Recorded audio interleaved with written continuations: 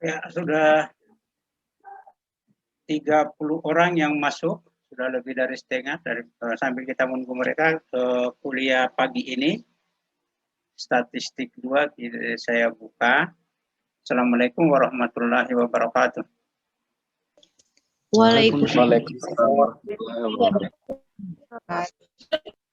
Ya, oke. Untuk pembahasan hari ini merupakan kelanjutan yang lalu.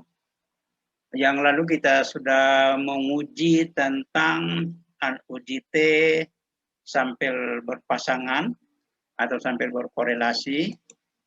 Kemudian uji T dengan sampel independen dan analisis variansi satu jalur. Ini merupakan kelanjutan yang lalu. Hari ini kita akan bahas tentang, saya share dulu. Ya, kita akan bahas tentang uji T untuk sampel independen dengan tes awal dan tes akhir untuk penelitian eksperimen dengan desain pre-test, post-test, control group design. Kalau dulu hanya post-test, sekarang ada dua kelompok, yaitu kelompok eksperimen dan kelompok pembanding, di mana desain yang kita pilih adalah desain tes awal, tes akhir, dua kelompok, post-test, pre-test, post-test, control group design, ada dua kelompok, jadi ada kelompok eksperimen dan kelompok kontrol. Ini nanti kita akan menggunakan uji T dengan gain score. Gain score itu adalah skor perubahan yang dinormalisasi, yang ternormalisasi. Misalkan ada yang mengambil judul, ini judul S1 ini bisa. Misalkan ada yang mengambil judul penelitian tentang perbandingan efektivitas model pembelajaran, misalnya efektivitas model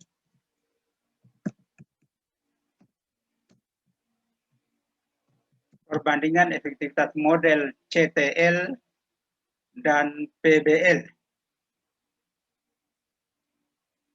Model CTL dan PBL.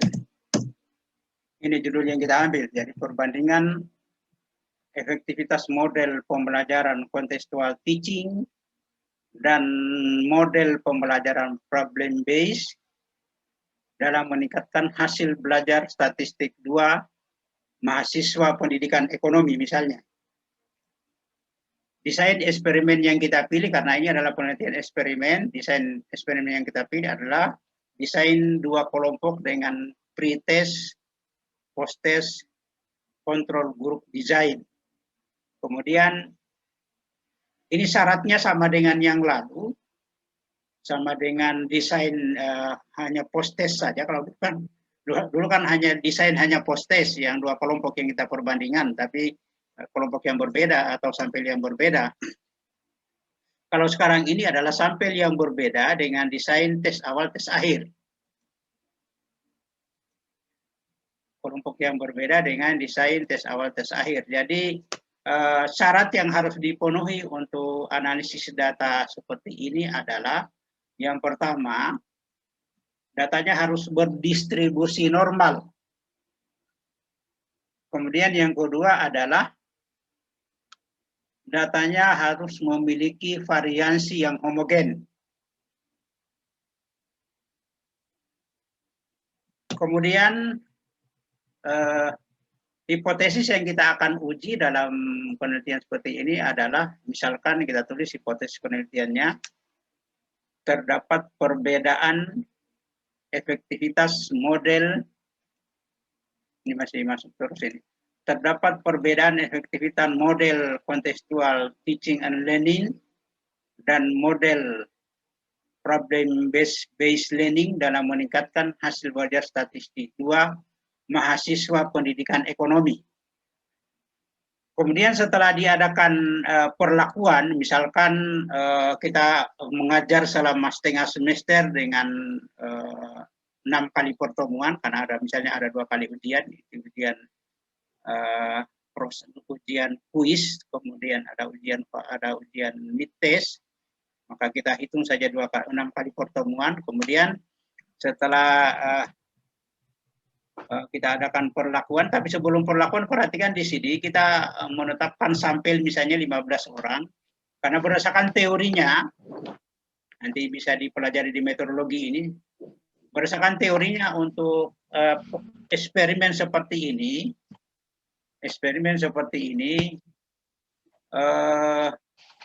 minimal sampelnya ada 15 per kelompok. Jadi karena kita punya 2 kelompok, yaitu kelompok eksperimen dan kelompok kontrol, atau kelompok yang kita perlakukan dengan CTL, maka kita peroleh data sebagai berikut. Kita tes awal dulu, ini hasil tes awalnya. Kemudian setelah kita mengadakan perlakuan 6 kali pertemuan misalnya, kita tes akhir, ini hasil tes akhirnya. Nah, kemudian karena ini adalah uji T dengan gain score, maka kita hitung gain score-nya. Gain score itu adalah, ini gain score-nya dihitung dengan rumus ini, rumus gain score atau skor perubahan dinormalisasi atau mungkin ternormalisasi. Sama ya. Skor perubahan ternormalisasi yang sudah dinormalisasi maksudnya.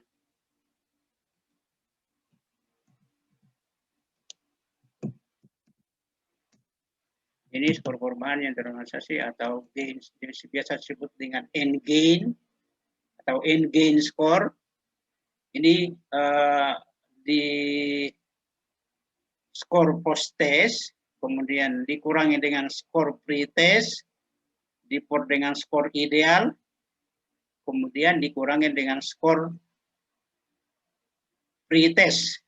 Skor ideal ini, kalau dalam pembelajaran kita, misalnya kita memberikan suatu tes, taruhlah misalnya kita memberikan skor tes pilihan ganda 30 butir, 30 butir itu kemudian kita kalikan 100, anggap saja skor idealnya adalah 100. Dan dalam pembelajaran biasanya kita menafsirkan dengan angka 100 untuk menentukan KKM apa semua. Jadi misalnya 30 butir, kemudian 30 butir ini kita kali dengan 100%, maka berarti nanti nilai idealnya adalah 100 untuk 30 butir itu. Atau kalau kebetulan 100 butir, ya nilai idealnya pasti 100. Jadi nilai ideal itu adalah skor tertinggi kalau dia benar semua. Skor tertinggi kalau dia benar semua. Misalnya kalau ada 50 butir, maka masing-masing butir itu kita kali skornya kita kasih 2, maka otomatis nanti nilainya 100. Kalau ada 25 butir misalnya pilihan ganda, kemudian masing-masing butir itu nilainya 4, maka otomatis nanti skor idealnya adalah 100. Kalau 100 butir, kemudian dia benar semua, berarti skor 100. Jadi skor ideal itu adalah skor apabila siswa benar 100%. Atau benar semuanya. Kalau dari 100 butir semuanya dijawab benar, maka skor idealnya adalah 100. Maka itu di sini skor ideal dikurangi dengan skor pretest.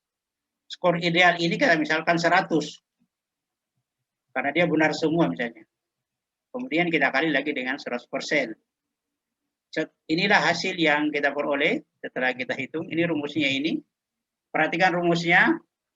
Rumus ini, jadi saya ulangi ya, end gain itu adalah, saya ulangi di sini supaya lebih ini, saya ulangi, end gain tadi adalah skor, apa tadi, skor sama dengan, di sini kita kasih sama dengan, ini rumusnya, kita kasih besar dulu supaya kelihatan. Sama dengan skor post test dikurangi dengan skor pre-test, baru dibagi dengan 100 tadi skor idealnya. Skor ideal itu artinya skor kalau dia benar semuanya. dikurangi dengan skor pretest. Ini dia nilainya. Baru kemudian kita kali dengan, kali itu adalah bintang kali dengan 100. Ini hasilnya 34. Anggap saja ini belum ada. Kemudian tinggal kita turunkan ke bawah, Ctrl D. Atau ditarik juga bisa. Jadi gunakan Ctrl D. Atau kalau tidak Ctrl D juga kita tarik saja begini. Ya, itulah skor perubahan yang ternormalisasi, skor perubahan yang dinormalisasi. Itu ya, jadi kita sebut sebagai end gain score. Kemudian kita hitung lagi untuk CTL, ini PBL sekarang, PBL ini kita sebut sebagai kelompok kontrol, PBL, skor idealnya juga 100. Kita hitung seperti tadi, akhirnya ditemukan ini. Jadi tetap menggunakan rumus ini ya, in-gainnya. Nanti ingat rumusnya ini.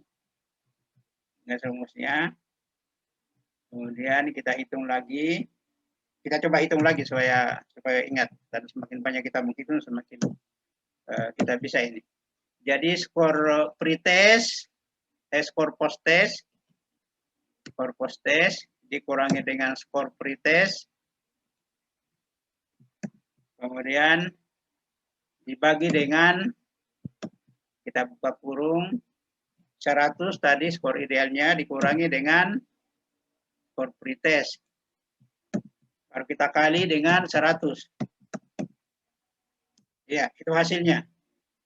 Itu hasilnya. Jadi sama hasilnya, kemudian seperti tadi kita Ctrl D ke bawah, maka diperoleh hasil itu sama. Oke, kita sudah hitung end gain-nya.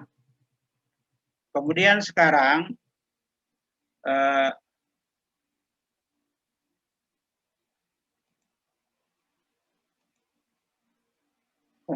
sekarang karena ini kan syaratnya tadi harus normal dan homogen. Kita sudah temukan tadi end gain antara CTL dan PBL. Coba kita lihat ini end gain-nya ini. Perhatikan end gain-nya dulu. Sekarang kita fokus dulu di sini supaya paham. Ini adalah untuk menunjukkan efektivitas perlakuan. Perhatikan sekarang end gain-nya dulu. Dari pretest ke post-test.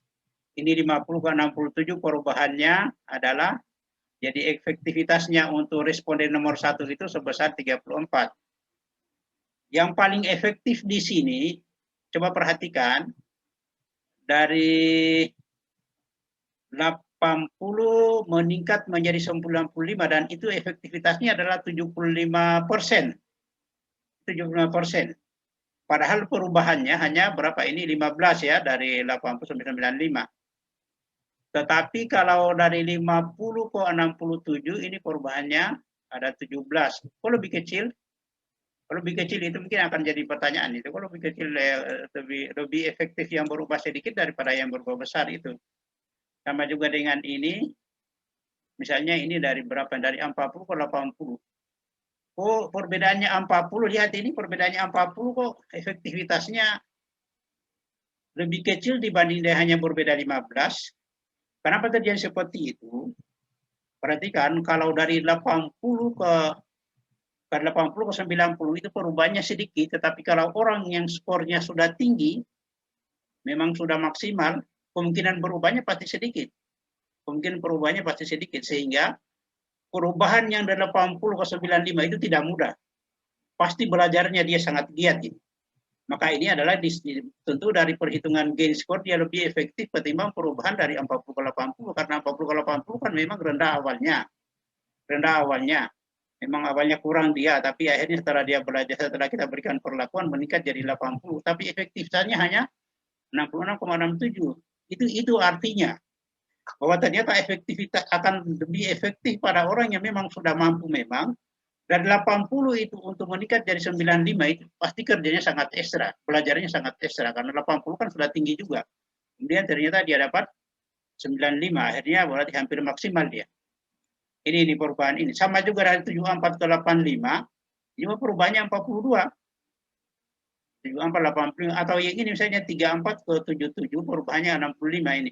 Jadi perubahan yang paling tinggi itu akan didapatkan pada orang yang sudah tinggi memang tes awalnya, tapi kemudian tes akhirnya juga meningkat, karena kendati pun meningkatnya akan berbeda dengan yang rendah kemudian menjadi tinggi. Ini kan 40 ke 80 kok hanya 66,67. Padahal kan dia perbedaannya 40. Kalau kita lihat sepintas lalu akan mengatakan bahwa dia lebih efektif, tapi tidak, ternyata. Yang efektif itu adalah kelompok pada orang-orang yang sudah memiliki nilai yang tinggi, kemudian tambah meningkat lagi. Kalau misalnya ada kita contohkan dari 90 ke 100 ini, mungkin dia jauh lebih efektif lagi, padahal meningkatnya hanya, coba ini kita tes ini, baru kita ganti lagi bentar. Ini 90 ke 100. Coba lihat. Meningkatnya malah 100% dia. Ini kan luar biasa ini. Karena memang 90 sudah tinggi sekali. Kemudian ternyata dia dapat nilai maksimal 100. Jadi karena perkalian 100 tadi, itu akhirnya menyebabkan yang efektif itu akan berada pada memang nilai awalnya sudah tinggi, kemudian meningkat mendekati sempurna. Ini kalau end gain sama juga dengan ini ya, sama juga dengan ini. Jadi end gain itu dari efektivitas pembelajaran itu akan terlihat di situ. Nah, sama juga dengan ini. Ini yang paling tinggi kita lihat perubahannya dari berapa ini? 65, 12, 50 ke 80, 60. Yang paling tinggi perubahannya ini. Ini 61. Ini dari 40 menjadi 77. Kemudian setelah itu setelah kita menghitung end gain-nya, end gain skornya atau skor perubahan ternormalisasi, maka kemudian inilah hasil, inilah kita jadikan satu tabel, inilah end gain skor tadi untuk CTL dan PBL. Jadi end gain skor untuk CTL dan end gain skor untuk PBL. Sekarang skor-skor ini kita bawa ke SPSS untuk kita hitung. Perhatikan tadi kita kumpulkan menjadi satu tabel supaya lebih mudah kita copy. Kalaupun tidak dikumpulkan sebenarnya di copy juga satu-satu tidak apa-apa. Tapi ini saya kumpul di sini supaya kelihatan lebih jelas bahwa inilah skor perubahan tadi pada CTL dan pada PBL. Data ini kemudian kita copy, baru kita bawa ke SPSS. Copy bawa ke SPSS, tapi kita stop dulu di sini, stop share dulu, baru kemudian kita share lagi yang SPSS-nya. Nah ini SPSS, lihat SPSS tampilannya seperti ini, yang lalu juga kita sudah jelaskan. Sekarang end gain tadi kita paste di sini.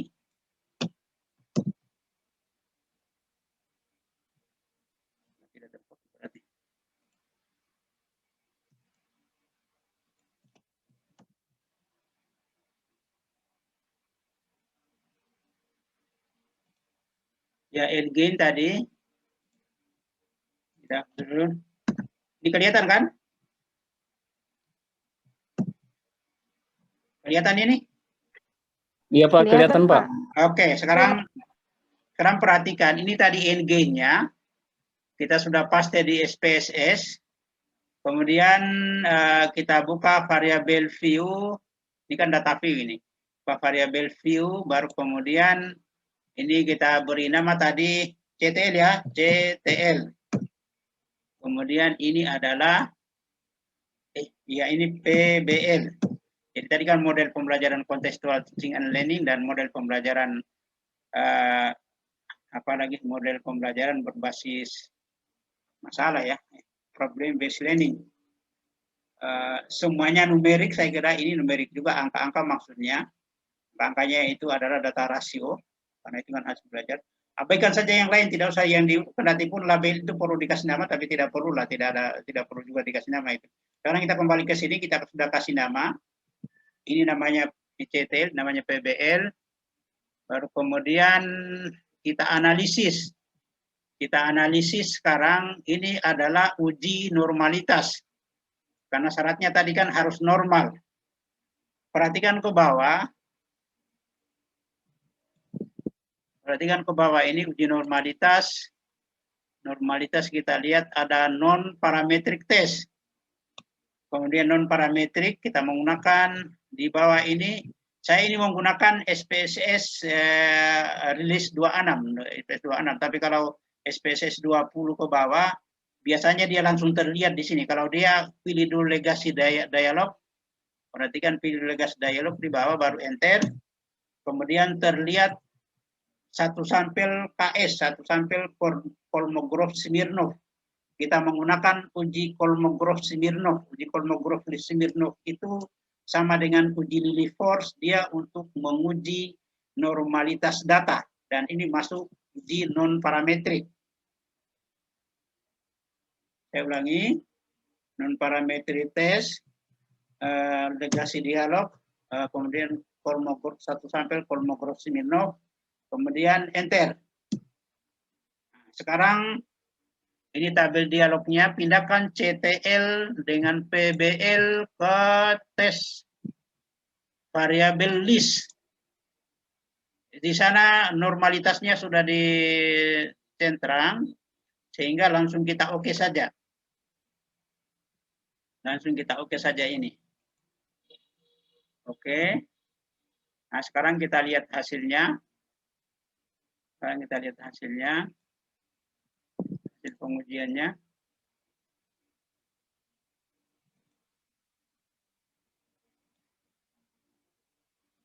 Saya share dulu hasil pengujiannya. Ini hasil pengujiannya.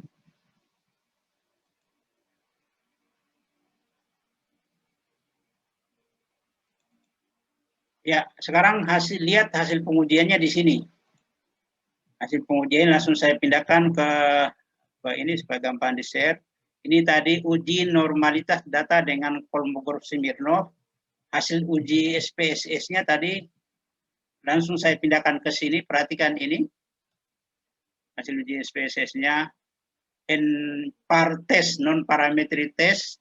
One sample Kolmogorov-Smirnov test.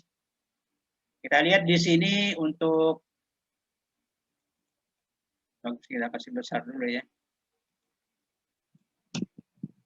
Kita lihat di sini N-nya masing-masing adalah 15. Ini tidak pakai, saya kira tidak pakai dalam koma ini karena masing-masing sampel tadi kan jumlah respondennya 15. 15 ini adalah syarat minimal untuk kelompok-kelompok eksperimen. Kemudian rata-ratanya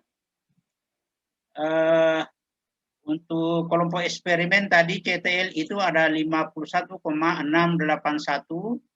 Rata-rata untuk kelompok kontrol atau kelompok PBL itu 32,025. Kenapa ini? Mungkin ada yang bertanya, kenapa PBL dengan CTL dibandingkan dengan CTL dibandingkan dengan PBL, Pak? Kalau ini anggap saja ini adalah perlakuan kita dengan model yang belum pernah diajarkan oleh guru, sedangkan PBL-nya adalah model konvensional. Karena dalam kurikulum 2013 sekarang ini dengan saintifik itu model-model pembelajaran yang digunakan itu ada PBL, ada CTL, ada inquiry, ada apalagi discovery, ada kontekstual, ada NHT, ada jigsaw, ada cooperative learning, collaborative learning. Sekarang anggap saja bahwa PBL itu sudah dilakukan di sekolah tempat kita penelitian dan sering dilakukan oleh guru, sementara CTL belum. Jadi CTL itu adalah model inovatif, sedangkan PBL-nya adalah konvensional. Perhatikan kesalahan banyak teman-temannya kalian kalau kita menguji itu konvensional itu dianggap model ceramah, bukan. Ini mungkin harus catat, nanti ini teorinya metodologi, bahwa konvensional itu bukan metode ceramah, tapi model yang sudah disepakati dan sudah digunakan selama ini. Jadi kalau kita bicara kurikulum 2013 ya kontekstualnya PBL, inquiry, kontekstual, collaborative learning, competitive learning dan seterusnya. Tapi anggap saja karena ini yang digunakan oleh guru maka konvensionalnya adalah PBL. Sekarang model yang kita mau sampaikan adalah yang baru, yang kita anggap baru di sini kalau belum disampaikan adalah CTL. Nah, tadi ini adalah kelompok CTL, kelompok eksperimen, PBL, kelompok kontrol. Masing-masing jumlah datanya 15. Ini boleh berbeda karena dua kelompok berbeda dia, karena yang dihitung sih rata-rata.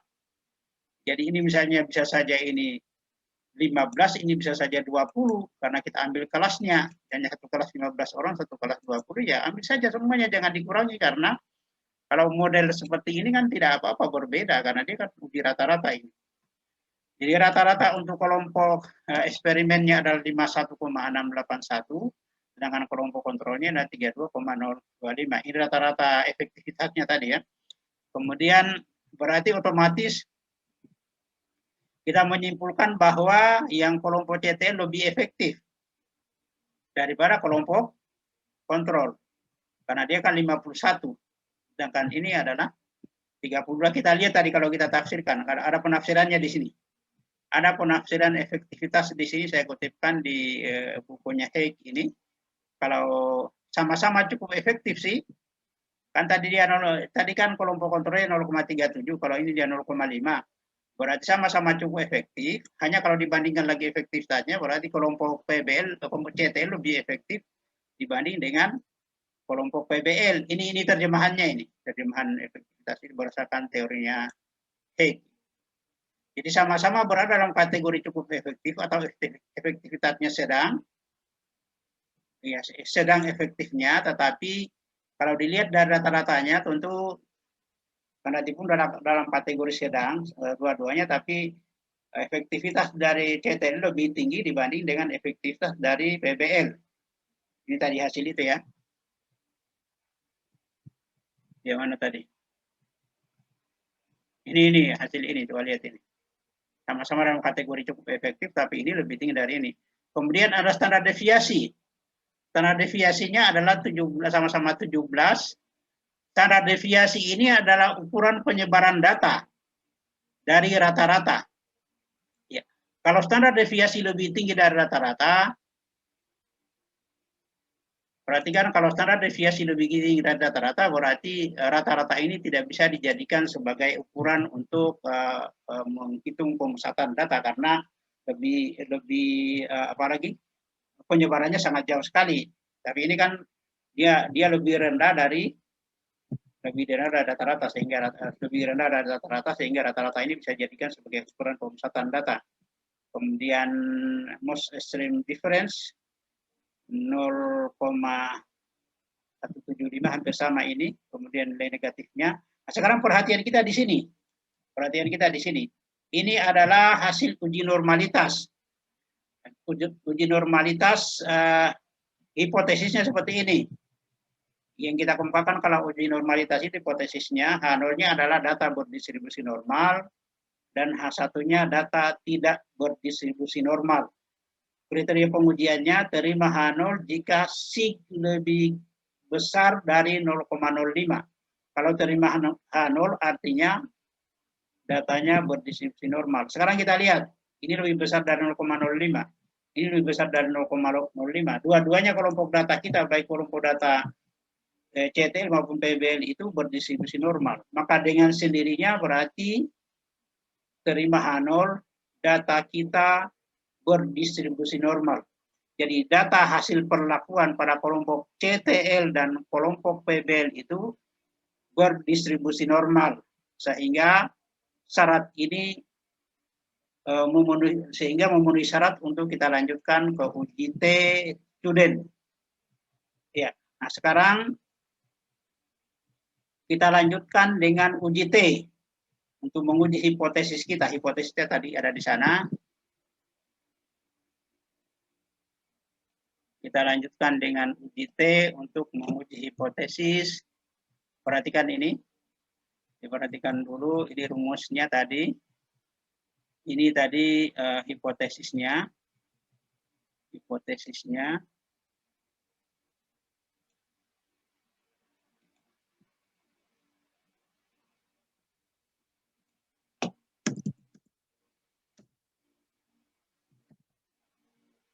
Jadi karena kedua-duanya dari kelompok eksperimen dan kelompok perlakuan kita signifikansinya lebih besar dari 0,05, maka berarti kita terima H0. Dengan sendirinya berarti data kita itu berdistribusi normal. Kemudian sekarang kita lanjutkan dengan uji T. Sekarang tugas selanjutnya adalah karena memenuhi syarat untuk uji T, maka kita copy lagi data ini. Kita copy lagi data ini, baru kita stop screen dulu, baru masuk lagi ke SPSS. Masuk lagi ke SPSS. Nah, SPSS. Nah, ini SPSS. Nah, paste lagi di sini. Paste lagi, ini sudah dipaste datanya. Sekarang begini, uji T itu seperti yang lalu kita sudah perlakukan. Data ini kemudian, data CTL ini kita copy, kita susun ke bawah. Kita copy saja di sini, perhatikan ini. Kemudian PBL juga kita copy, kita susun di bawahnya. Kelompok kontrol ya di bawahnya. Susun lagi di sini. Baru kemudian ini kita hapus. Di data ini juga kita hapus. Ya, sudah kita susun ke bawah tadi. Sekarang kita variabel view dulu. Variabel view ini kita ganti dengan model. Tadi kan model pembelajaran. Kemudian di sini kita ganti dengan hasil belajar ekonomi. Kita tulis saja HBE. Nah, sekarang perhatikan, kalau hasil belajar ekonomi itu pasti dia numerik, maksudnya angka. Dia datanya interval atau rasio, masuk rasio dia. Nah, berarti ini benar. Tapi kalau model pembelajaran itu dia bukan numerik, tapi string. Makanya klik di sini, klik di ujung sini, muncul itu baru kita pilih string. String itu artinya nominal. Jadi nominal itu maksudnya nanti kita bikin kode untuk membedakan antara antara model CTL dan model PBL, karena dia kan bukan angka dia, tapi memang dia nominal. Kita sudah belajar di statistik dasar bahwa ada 4 jenis data atau skala, yaitu nominal, ordinal, interval, dan rasio. Kalau dia sifat data itu hanya untuk membedakan antara kelompok data, maka itu kita sebut sebagai data nominal, dan dia tidak bisa diberlakukan statistik parametrik, maksudnya tidak bisa dianalisis karena dia hanya untuk membedakan. Kemudian yang kedua adalah ordinal, yang ketiga interval, dan keempat rasio. Data yang paling tinggi kualitasnya adalah data rasio.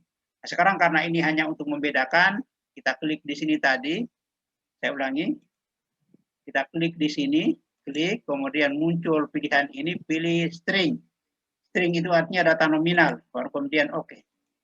Jadi ini adalah model itu dia sifatnya data nominal. Kita perhatikan ke sana sudah berubah jadi nominal. Kemudian hasil belajar itu memang dia numerik, tapi kita rubah juga di sini, tapi tanpa dirubah pun semuanya sudah bisa dihitung. Ini kita pilih scale. Scale itu maksudnya data interval atau rasio. Bukan tadi ada pilihan ordinal, kan bukan ordinal, tapi ada interval. Tapi ordinal pun sebenarnya sudah bisa dihitung di sini. Jadi itu perlakuannya, model kita jadikan string, kemudian sana berubah jadi nominal. Hasil belajar ekonomi kita tetap numerik, tapi di sana kita rubah jadi skala karena dia ada data rasio. Kemudian kita masuk di sini. Ini adalah data kita. Yang berikutnya adalah, ini tadi yang nominal ini supaya untuk membedakan antara model contextual teaching and learning dan model PBL, maka ini kita kasih simbol saja A1. Sebenarnya 1 juga bisa, atau apa saja bisa kita lakukan, tapi kita kasih simbol A1 lah. A1, kemudian kita copy ke bawah. 15 data. Ya. Kemudian ini kita sebut A2. Kemudian kita copy ke bawah. Dulu A2, kita copy ke bawah sampai itu ke 30 itu A2. Nah. A2, kemudian kita copy ke bawah. Ya A2, jadi A1 itu adalah simbol untuk contextual teaching and learning, dan A2 adalah simbol untuk problem based learning. Sekarang sudah selesai kita buat, tinggal kita analisis. Sekarang kita analisis, masuk ke tadi analyze, perhatikan analyze, kemudian compare mean, kemudian independent sample t-test, maksudnya sampelnya bebas, karena kan ada dua kelas yang berbeda yang kita perlakukan. Sampel t-test, terus ya compare mean, independent sample t-test, baru kemudian model itu kita pindahkan ke sini, grouping variabel, kemudian hasil belajar ekonomi kita pindahkan tes variabel. Terus kita klik di sini untuk mengaktifkan define group. Perhatikan define group. Ini kan tadi A1 sudah itu di sini. Ini kan tadi A2 sudah ditulis di situ. Jadi continue. Sekarang lihat. Jadi grouping variabelnya adalah A1 dan A2. Abaikan saja, tapi bisa juga kita lihat apa yang perlu kita aktifkan. Tidak ada yang perlu kita aktifkan, continue saja. Ini ada yang perlu kita butuhkan nggak? Tidak ada, continue saja. Sekarang kita oke. Oke. Itu hasilnya. Kita lihat hasilnya sekarang, perhatikan dulu, kita lihat hasilnya. Kita tutup dulu yang ini supaya bisa kita tayangkan hasilnya. Tutup. Kemudian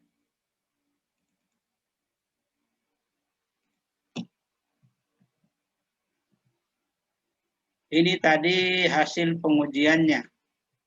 Ini hasil pengujiannya, saya tulis juga di rumusnya. Ini hasil pengujian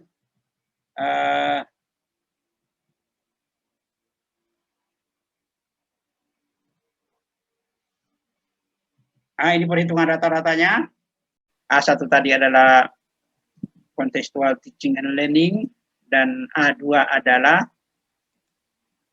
problem based learning, di mana N-nya masing-masing sama 15. Kemudian rata-ratanya tadi contextual teaching and learning itu 51,681, sedangkan problem based learning adalah 32,025. Standar deviasinya adalah 17, masing-masing 17, hanya beda-beda komanya. Standar deviasi ini adalah penyebaran data dan rata-rata, simpangan data dan rata-rata. Standar deviasi ini untuk menunjukkan bahwa seberapa efektif rata-ratanya untuk memprediksi, digunakan memprediksi perbedaan antara contextual teaching and learning dan problem based learning 51 dengan 32, dan dengan standar deviasi yang lebih rendah dari rata-rata berarti menunjukkan bahwa rata-rata ini efektif untuk memprediksi perbedaan antara untuk menunjukkan atau untuk menguji perbedaan efektivitas pembelajaran dengan contextual teaching and learning dan problem based learning. Berarti ini bisa digunakan karena standar deviasinya lebih rendah. Nah, kemudian ada lagi standar error. Standar error itu artinya standar error mean, rata kesalahan standar. Sebenarnya rata kesalahan standar ini fungsinya sama dengan standar deviasi. Jadi kalau dalam penggunaannya ini bisa ada dua pilihan, bisa kita menggunakan standar deviasi ataupun mean, standar error mean, atau rata-rata dari kesalahan standar, atau standar error mean. Jadi bisa kita menggunakan standar deviasi atau bisa juga kita menggunakan rata-rata kesalahan standar. Rata-rata kesalahan standar ini sebenarnya rumusnya ini diperoleh dari variansi diport dengan N. Variansi diport dengan N. N itu adalah banyaknya data, berarti diport dengan 40, bukan 30, karena kan ada 30 data ini. Kalau ini adalah standar deviasi diport dengan atau dibagi dengan ini akar dari variansi akar dari variansi dipor dengan N kurang 1. Kalau ini akar dari variansi dipor dengan N. Jadi kegunaan standar error mean ini dan standar deviasi ini sebenarnya sama. Kalau kita menggunakan standar error mean ini artinya kita bisa menggunakan lebih rendah. Jadi lebih efektif membanding, tapi yang paling digunakan orang adalah ini. Yang penting itu sebenarnya standar deviasi itu jangan lebih tinggi dari rata-rata. Kalau standar deviasi lebih tinggi dari rata-rata, nanti akan kelihatan juga datanya itu tidak akan normal dan tidak homogen. Jadi rata-rata ini artinya tidak bisa digunakan untuk menganalisis perbedaan efektivitas antara model CTL dan model PBL. Dan juga kemungkinan besar tidak akan bisa digunakan statistik parametrik. Maka pilihannya adalah statistik non-parametrik. Non-parametrik nanti kita pelajari lagi terkait dengan ini supaya nanti ada variasi untuk ujinya. Tapi yang jelas itu untuk menafsirkan rata-rata. Nah sekarang bagaimana dengan uji hipotesisnya? Uji hipotesisnya tadi kita menggunakan uji T. Ini hasil pengujiannya. Ini hasil pengujiannya ini. Kita lihat di sini independent sample t-test. Kemudian di sana ada hasil belajar. Ini model tadi hasil belajarnya ini ya. Ya, kemudian bagusnya kalau uji T ini dia langsung menampilkan dua hasil uji, yaitu Levene test for equity of variance. Levene test itu untuk menguji homogenitas data atau kesamaan variansi. Kesamaan variansi itu ada sama dengan uji homogenitas. Jadi untuk bisa dikatakan homogen maka variansinya harus sama. Perhatikan di sini equal variance assume dia memiliki signifikansi 0,846. 0,846 ini hipotesisnya sebenarnya sama dengan ini tadi, hipotesisnya bisa kita copy lagi hipotesis ini. Hipotesis untuk uji normalitas tadi mana ini? Hipotesis untuk uji normalitas itu yang ini. Bisa kita copy lagi untuk kita buat hipotesis untuk uji homogenitas sama. Hipotesis misalnya H0 data H0 mana itu? H0 data memiliki variansi yang homogen. Saja untuk H0-nya data memiliki oke saja ya. Data memiliki variansi yang homogen. Hipotesisnya. Kemudian H1-nya data tidak memiliki ini H1-nya data tidak memiliki variasi yang homogen. Sama itu syaratnya, terima H0 jika signifikansi lebih besar dari 0,05. Hasil pengujian, ini hasil pengujiannya kita lihat. Di sana hasil pengujiannya kita lihat, ujian homogenitasnya ini signifikansinya ini untuk uji Levene test ini signifikansinya ini. Kemudian T hitungnya ini, F hitungnya ini. Signifikansinya adalah 0,846. Signifikansinya adalah 0,86. Signifikansi sama dengan kita tulis di sini.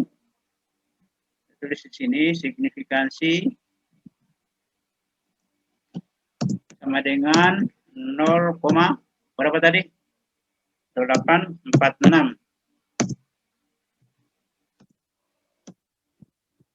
Benar kan 0,86? Iya, 0,846. 0,846 ini hasilnya lebih besar dari 0,05 sehingga berarti bahwa data memiliki variansi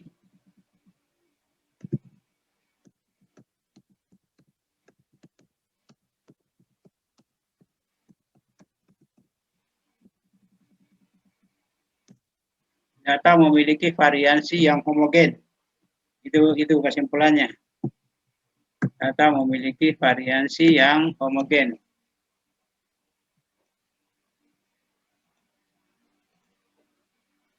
Iya. Maka dengan sendirinya berarti nanti ini bagusnya uji T, ini langsung dia tunjukkan ke kita. Dia memiliki variansi homogen, maka berarti kalau kebetulan tidak memiliki variansi yang homogen, dia ujikan kita juga di sini. Ini hasil ujinya. Jadi ada dua pilihan kalau uji T bagusnya di sini. Ini hanya satu saja yang kita ambil yang di atas karena dia memiliki variansi yang homogen. Sekarang kita lihat uji T-nya ini, hasil uji T-nya adalah 0,004. Sekarang hipotesis yang kita buat untuk uji T ini, perhatikan ini. Tadi kan hipotesis penelitiannya ini. Hipotesis penelitian yang kita buat tadi, terdapat perbedaan efektivitas model CTL dan PBL dalam meningkatkan hasil belajar statistik 2 mahasiswa pendidikan ekonomi. Kemudian kita bikin hipotesis statistiknya. Ingat kalau hipotesis statistik itu kita lengkapi dengan hipotesis 0, merupakan negasi dari hipotesis 1. Jadi hipotesis 0 ini kita artikan bahwa tidak ada perbedaan efektivitas model CTL dan PBL dalam meningkatkan hasil belajar ekonomi mahasiswa. Sedangkan lawannya adalah H1, mu1 tidak sama dengan mu2. Kenapa kita sebut mu? Mu itu adalah simbol dari rata-rata untuk populasi. Kalau simbol rata-rata untuk sampel kan yang kita kenal itu adalah biasanya X. Kalau dia kebetulan data X ya X garis pakai garis di atas itu untuk simbol rata-rata sampel. Tapi karena ini kan kalau uji statistik ini namanya uji statistik diferensial itu untuk meramalkan populasi. Jadi maka kita menggunakan simbol dari populasi. Jadi mu itu adalah simbol dari populasi. Yang pertama tadi hipotesis nolnya adalah tidak ada perbedaan efektivitas model pembelajaran. Tidak ada perbedaan efektivitas model pembelajaran CTL dan PBL dalam meningkatkan hasil belajar statistik 2 mahasiswa pendidikan ekonomi. Sedangkan lawannya adalah hipotesis 1, terdapat perbedaan efektivitas model pembelajaran CTL dan PBL dalam meningkatkan hasil belajar ekonomi mahasiswa hasil belajar statistik 2 mahasiswa pendidikan ekonomi. Kriteria pengujiannya adalah tolak H0 jika signifikansinya lebih kecil dari 0,05.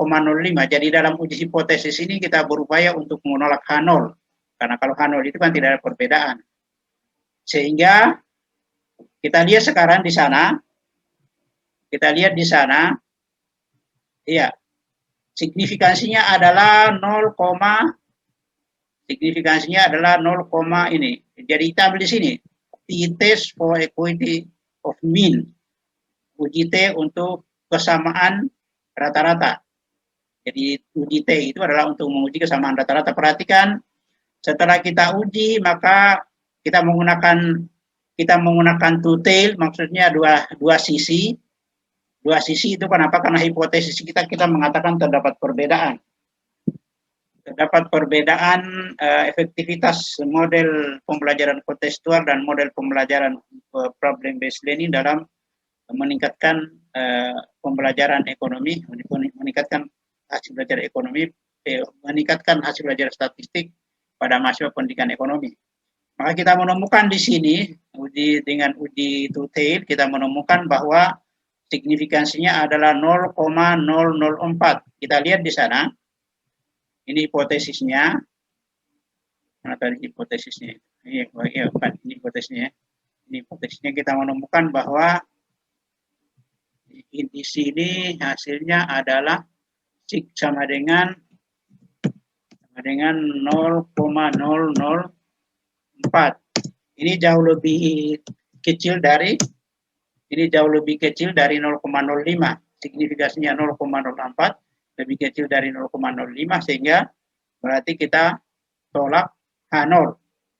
Ini artinya terdapat perbedaan yang signifikan efektivitas model pembelajaran contextual teaching dan contextual teaching and learning dan model pembelajaran problem based learning dalam meningkatkan hasil belajar statistik 2 mahasiswa pendidikan ekonomi. Nah, sekarang mana yang lebih efektif? Karena berbeda kita menemukan, maka kesimpulan bisa kita lanjutkan dengan catatan bahwa ini berarti model pembelajaran A1 atau contextual teaching and learning itu lebih efektif dalam meningkatkan hasil belajar ekonomi, bukan hasil belajar ekonomi, hasil belajar statistik 2 mahasiswa pendidikan ekonomi dibanding dengan model pembelajaran problem based learning. Perhatikan ini, jadi kesimpulannya itu bisa kita ikuti dengan kesimpulan seperti ini. Jadi kesimpulan pertama tadi adalah terdapat perbedaan efektivitas model pembelajaran contextual teaching and learning dan model pembelajaran problem based learning dalam meningkatkan hasil belajar statistik 2 mahasiswa pendidikan ekonomi. Di mana model pembelajaran kontekstual lebih efektif daripada model pembelajaran problem based learning. Itu saja kesimpulannya. Itu tadi untuk uji perbedaan sampel independen dengan menggunakan uji T dengan gain score. Uji T dengan gain score ini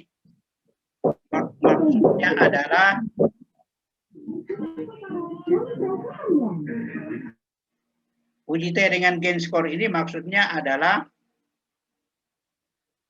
menguji perbedaan efektivitas dua model pembelajaran. Tadi kita membandingkan antara model pembelajaran contextual teaching and learning dan model pembelajaran